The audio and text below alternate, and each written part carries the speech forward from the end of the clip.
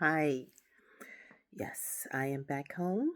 Had a great trip down to Washington County, North Carolina, Roper, North Carolina, to the Washington County African American Museum and Cultural Arts Center, owned by Miss Rosa Brown. And I also uh, stopped in at the Port of Plymouth Museum um, in Plymouth, um, North Carolina. They're very close together, maybe like a 10-minute drive apart, and that's owned by Mr. Scott uh, Leverman. Leverman. Um, these are two small local businesses run by local historians in Washington County.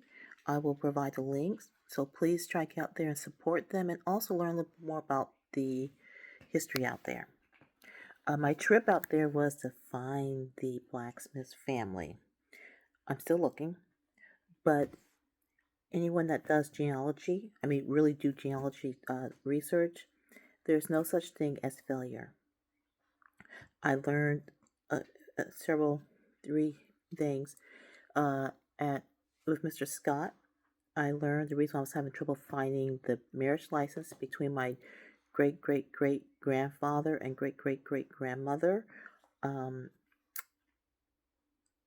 Malachi and Prudence Morris, is because the courthouses that maintain those records have, county line switching and all that stuff, buildings changing, but their buildings burnt down like 3 or 4 times.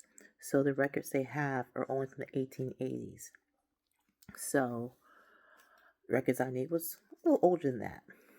So that explained why no marriage license. And the marriage license would have hopefully identified parents, where the parents were from, and whether they were alive or deceased. So, gonna have to try to find find the information other methods.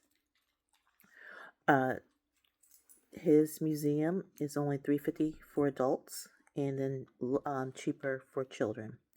I was also able to purchase a brick for the memorial park in honor of my three greats uncle, William Morris, their oldest son, who died in the Civil War. So this family, my ancestors were free blacks. I don't know when they left Washington County or who in the family left. I'm still trying to figure out. As I think I mentioned before, only William and Sarah, my great great grandmother, survived. She survived the Civil War. William perished in battle. And he signed up in New Bern County. Not New Bern County, in New Bern, excuse me. He was part of the 35th Regiment, 35th Company Colored Troop, Company F. They went to the battle.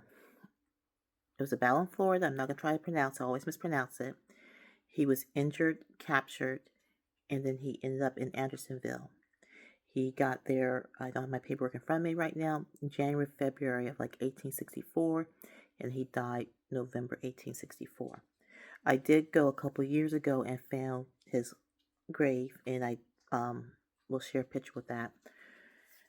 So, but I don't know who all in the family made it to New Bern. So that's where the search is. I met with Miss Rosa at her center on Saturday and left her my paperwork, and so she is going to do what she can to help locate. He was a blacksmith for Mackey Ferry. And I did get a chance to go to the landing, a restaurant called The Landing at Mackey's. So I don't know, I was walking in the footsteps of my ancestors. But that was a really nice spot to go to. Check it out if you're ever in that area. And something else I learned is that if you do genealogy research, in this country, before like 1915, the government, the states maintained their own way of keeping track of their population. Most of them just waited for the census every 10 years. The federal government said, yeah, no, that doesn't work for us. So they required the states to keep accurate counts of births and deaths in their areas, in their states. So then that's when birth certificates and death certificates came about. So prior to 1915, you really don't find birth certificates or death certificates. So I was really excited that there was a mortality schedule where they listed deaths. Now I still have to understand if this was done yearly or every 10 years. It's looking like it was done every 10 years. So it is another method of locating, potentially locating where the family may have passed away at.